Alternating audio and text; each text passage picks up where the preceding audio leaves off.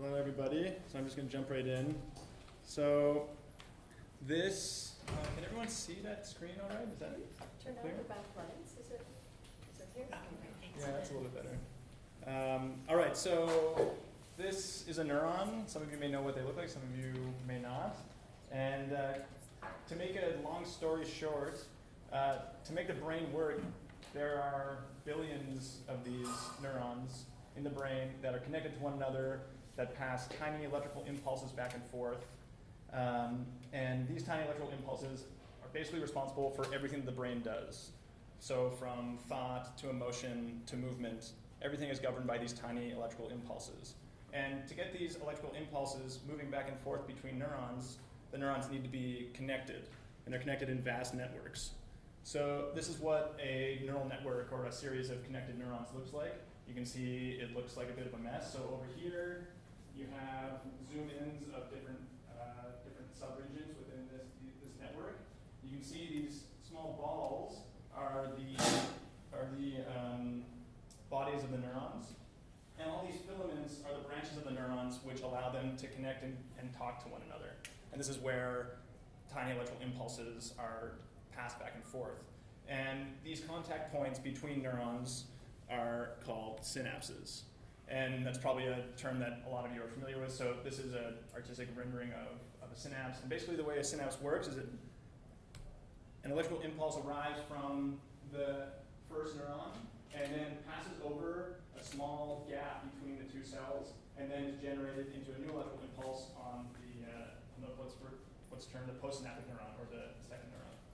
And the interesting thing about these synapses is that the impulses that move back and forth between them, as I said, are important for everything from memory to perception to thought, learning, and motion.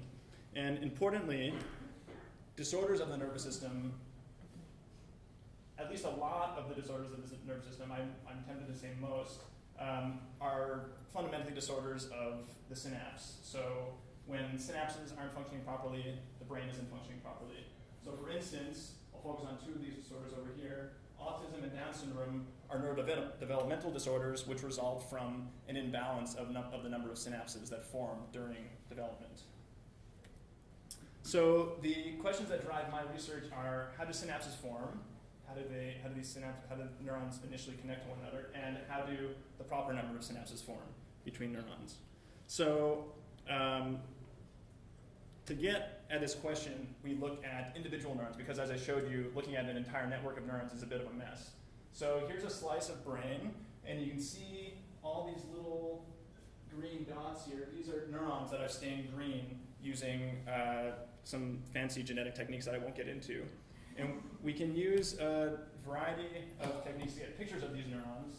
So here I've taken a series of microscopic images and made a 3D rendering of the neuron that I chose to look at. And then if you zoom in on a portion of this neuron, you can see that the branches where the connections are made between the neurons are studded with these little protrusions, which we call spines. And these are the sites where synapses actually form, where they're present. So if I look at a different branch of a neuron that's a little bit clearer, you can see all these little round protrusions that stick out. So you just have to imagine that there are other neurons coming and making contact with these with these synapses. So just imagine that they're all connected into a network. You just don't see them because all the other cells in the network aren't stained. So these protrusions are what we use as a readout to look at the numbers of synapses and where they're forming. So this is my one data slide, and hopefully it's pretty simple. But just to sum it all up, basically what my research has shown is that by increasing the amount of neural activity, so the amount of electrical impulses that are moving back and forth between neurons during the development of the brain, we have found that we can actually bias the brain to form more synapses during development. So if you look over here, this is an untreated this is a branch from an untreated neuron that hasn't been treated with any drugs that change the amount of activity that's being passed back and forth.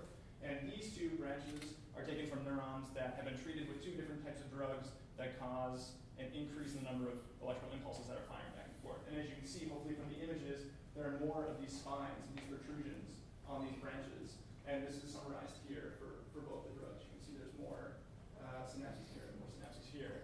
And so basically what we've been able to do is increase the amount of connectivity between these neurons. So by increasing brain activity, we can take a medium number of synapses and increase them to look like there's an overabundance of synapses. And this is interesting because what this looks like is what happens in autism. So neurons from brains from autistic people have more synapses than what you expect to find in the majority of individuals. And interestingly, if we can co-opt this mechanism that we found by increasing neural activity, we ask the question, can we take a situation where there are too few synapses, such as in other intellectual disabilities like Down syndrome, and restore the number of synapses that you would expect to find in the majority of individuals? And we're looking into whether or not we can do that right now. And that's what my research is all about. And I'll leave you with that. So thank you.